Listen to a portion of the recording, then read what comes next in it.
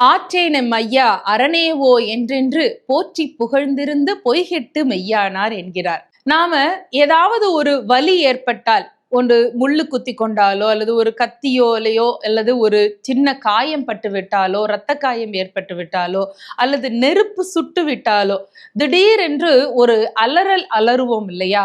அதற்கு தமிழிலே ஓலம் என்று பெயராகிறது. ஓலம் என்று சொன்னால் காப்பாற்று என்று, அல்லது ஆபத்து நேரத்திலே பயத்தோடு கத்தக்கூடிய அந்த கத்தலுக்கு ஓசைக்கு தமிழ் சொல்லக்கூடிய பெயர் ஓலம்.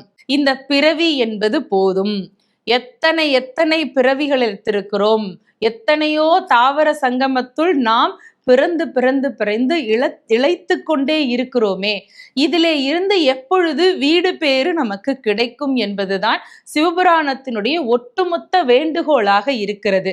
அதனை நோக்கி தன்னுடைய அந்த புலம்பலை புலம்புகிறார். இது புலம்பல் என்று கூட சொல்லக்கூடாது, சரணாகதி என்று கூட எடுத்துக்கொள்ளலாம். ஏனென்றால் என்னால் ஆகுவது இனி ஒன்றும் இல்லை என்பதை உணர்ந்தவர்களுக்குத்தான் இப்படிப்பட்ட ஒரு வெளிப்பாடு வரும். ஆற்றேனம் ஐயா அரணே ஓ என்றென்று என்கிறார்.